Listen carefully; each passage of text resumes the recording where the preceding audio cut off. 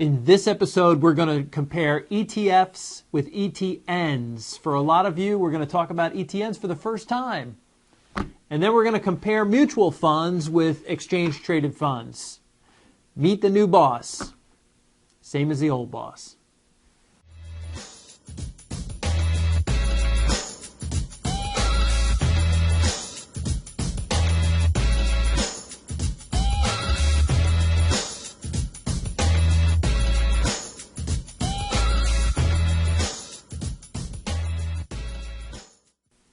Welcome to the Mullooly Asset Show. I'm your host, Tom Mullooly. This is episode number 15, the Beltran.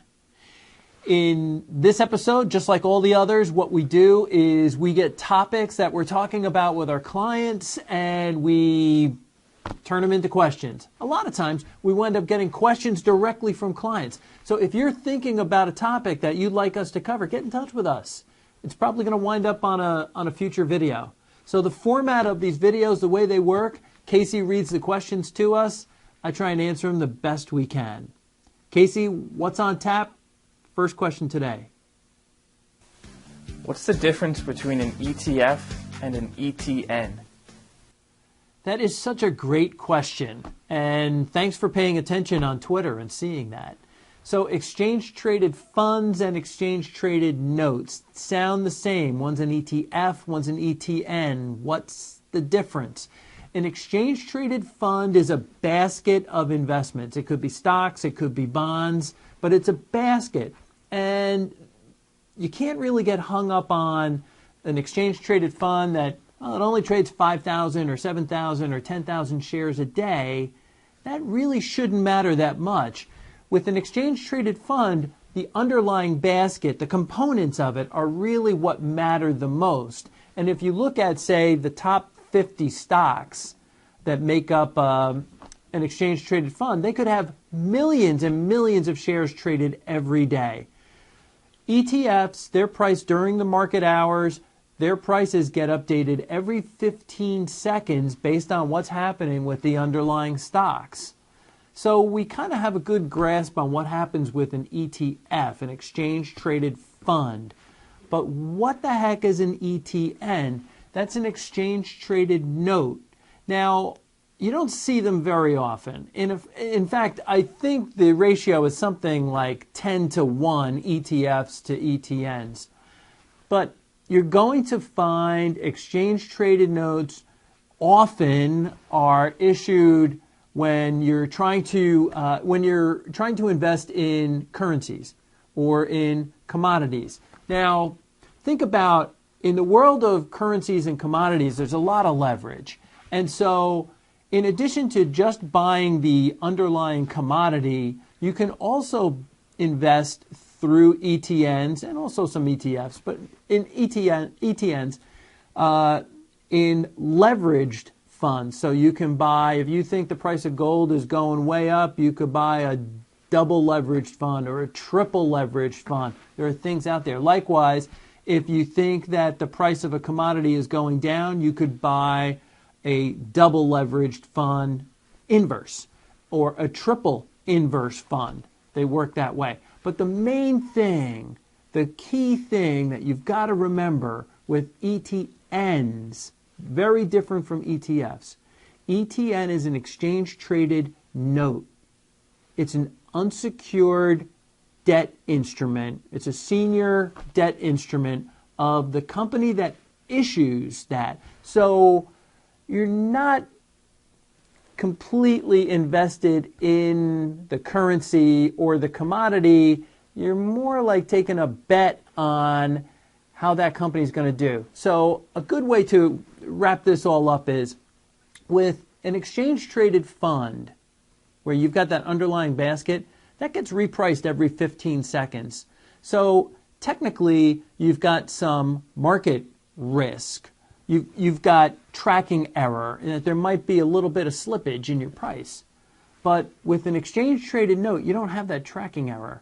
You've got credit error. You've got the potential for some real credit risk. That is an awesome, awesome question. Thanks for bringing that up. Exchange-traded notes, in general, you're taking a big bet on the issuer, the bank that's issuing it. It's just not something we want to get involved in general. All right, Casey, let's move on. We got to celebrate the Beltron here today. Give me a good question for number 2. What happens if I'm in an ETF and I get a notice that it's closing? That is a really good question, and something that a lot of people don't understand because it doesn't happen very often. But being in an exchange-traded fund that's closing is not necessarily bad. I think what a lot of people in my line of work look at that and they say, oh, that's terrible that you're in an investment that's closing, because when a mutual fund would close, it would close because of poor performance. There's just not a lot of shareholders or really bad performance, and the money has just been drained out of the fund in the last couple of years, and the mutual fund company decides, we're just going to shut it down. It's no good. Right? And they need to move on. But with an exchange-traded fund, they may say, hey, you know what, we're just not getting the assets under management that we thought we would, so we're going to close it. And it does happen, but it doesn't happen a lot. So what happens? What happens to you when your ETF notifies you that, hey, we're going to close in May, or we're going to close in July? What actually happens? Remember that an ETF may not have the volume. It may not have 5,000 or 10,000 shares traded or 100,000 shares traded every day. But what you're actually owning is a basket of stocks that are trading every day like crazy on the New York Stock Exchange or over the counter. So what really matters is the volume of the components, the things that make up the basket. Okay? So on the last day of trading, if you're still in the ETF, what are you going to get? You're going to get the liquidation value of the stocks that make up that basket. Now, let's say one of the stocks in your basket is IBM. Okay? How many baskets, how many ETFs is IBM in? I can't even count.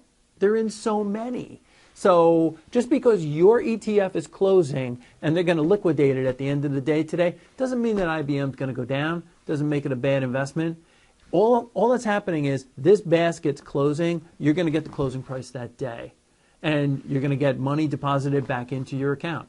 It's actually a pretty good way to go. So it's not a sign that you're in a bad investment or something that's done very poorly.